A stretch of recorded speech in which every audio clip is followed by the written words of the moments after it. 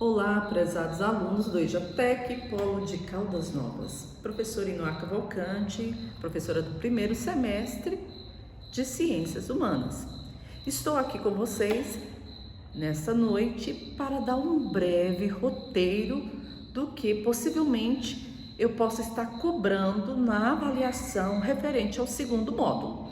Então vamos lá, eu pontuei aqui uns temas bem relevantes relacionados à imigração. Pois bem, hoje nós ouvimos falar muito, em imigrantes, emigrantes, imigrantes, mas quais são essas terminologias dentro das ciências humanas? Eu pontuei aqui para vocês devem já ter recebido também no grupo de WhatsApp.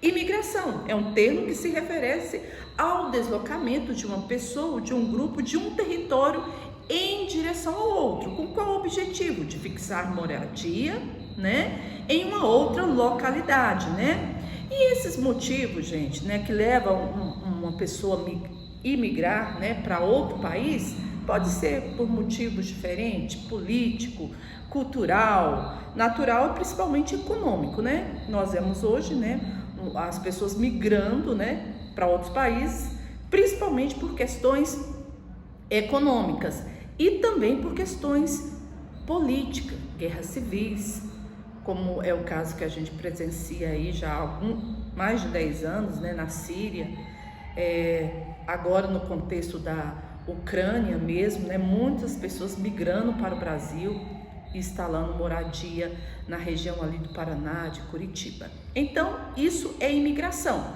Saio do meu país e vou para outro. Me torno, então, um imigrante naquele país que eu fixei ali residência. Então, o que é imigrar? Imigrar significa entrar e morar em um país estrangeiro, ok? Então, pontuando de novo. Significa entrar e morar em um país estrangeiro. Isso é imigrar. Eu, Inoa Cavalcante, saí de Caldas Novas e migrei para Portugal. Me instalei lá, decidi morar e trabalhar lá. Eu sou lá uma imigrante, ok? Outra coisa que eu posso estar também pontuando com vocês é a questão de migrante. O que é migrante? A gente ouve falar muito, Migrante, ele é migrante, Migrante, tá no roteirinho de vocês também, no nosso grupo de WhatsApp. Migrar faz referência a um deslocamento de um lugar para outro, pode ser país ou região. Eu, Inoa Cavalcante, migrei de Goiânia para Caldas Novas. Caroline, que faz aqui o meu vídeo, professora Caroline, migrou do Pará para Caldas Novas. Então é um migrante, tá? Qualquer deslocamento de um lugar para o outro, país ou região, também recebe essa terminologia de migrante, tá? E aí a gente vê alguns exemplos de migração. O que eu pontuei aqui, que eu julgo ser muito importante, é a migração pendular, que é a migração diária. Como que é essa migração pendular? Vou dar um exemplo. Zezinho mora em Caldas Novas, mas trabalha numa cidade próxima a Rio Quente, onde está localizado o nosso Hot Park, o clube mais famoso do Brasil, claro, dos mais famosos. Então o Zezinho saiu, pegou aí o ônibus da empresa 5 horas da manhã para estar lá no seu serviço ali 7 horas, Terminou o horário do serviço dele, 5 horas da tarde, o ônibus traz ele de volta para Caldas Novas. Isso é um exemplo de migração pendular. Só esse tipo? Tem também a migração sazonal, tá? Exemplo. Uma pessoa migra para outra região temporariamente. Quer um exemplo? Goianápolis, que é conhecida como a cidade do tomate aqui no estado de Goiás. Tem a época da lavoura lá, da safra. Então, você sai de Caldas Novas, você fica lá 2 meses colhendo, trabalhando na lavoura de tomate. Acabou o emprego lá dos 2 meses, o emprego temporário, você retorna para Caldas Novas. É um exemplo de migração sazonal. Ok, então migração são os pontos mais relevantes que eu gostaria de estar abordando com vocês. E também não poderia deixar de falar, né, do Egito. Poucos dias eu estava assistindo o jornal e estava falando ali do conflito, né, do Sudão, né? Sudão, bem próximo ao Egito, que já foi dominado pelos egípcios no mundo antigo. Bom, primeira coisa que você precisa saber do Egito Antigo, a localização. Gente, a gente confunde muito. África, tá? Localização, então, do Egito, África. Quando eu falo de mundo antigo, nós precisamos entender que as civilizações da antiguidade, boa parte delas, exceto o povo judeu, era o quê? Politeísta ou dualista, acreditavam em vários deuses. No Egito Antigo não era diferente, né? Eles acreditavam em vários deuses e o governo era um governo teocrático. Teo é de origem grega, significa Deus. Então, o que seria governo dos deuses? Denota o quê? Que o faraó, ele deveria ser reverenciado, respeitado no Egito como o filho dos deuses da terra. Então, você precisa entender isso. E esse faraó tinha um poder natural e espiritual na visão do povo egípcio. A grande importância, o que sustentou, o que manteve de pé essa civilização na antiguidade, foi a questão do rio Nilo, né? As águas do rio Nilo cortam mais de 5 países, né? E esse rio, então, ele era considerado um rio sagrado.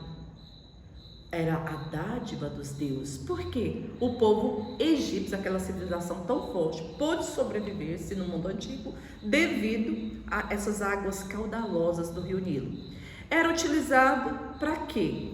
Pesca, transporte e principalmente, pessoal, para irrigação. Nós sabemos, né?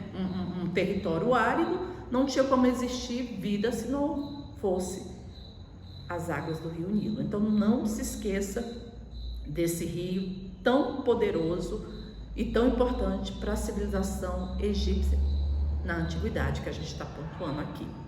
Outra questão que eu posso estar cobrando de vocês também na prova do módulo 2 é a questão dos movimentos sociais. Falava isso de manhã para o pessoal de trilhas, né? De trilhas de filosofia, história, né? E geografia. Por que falar de movimentos sociais? Primeira coisa, o que são movimentos sociais? Primeira coisa, grupos organizados, tá? Não é monarquismo, é um grupo organizado que apresentam causas e tem como objetivo, gente, trazer alguma mudança social. Por meio de quê? Da luta e da organização política, né? E esses grupos sociais são movimentos, né, com ações coletivas, mantidas por grupos organizados que visam lutar por uma causa social. Exemplo, movimento sem terra, gente. Nós sabemos que o Brasil tem tantas terras devolutas que pertencem ao Estado. Então, por que o Estado, então, não promove a reforma agrária e distribui para os trabalhadores sem terra, para o sertanejo sem terra, para que eles possam desenvolver ali uma agricultura familiar, uma agricultura que eles possam até mesmo vender aqueles produtos ali cultivados.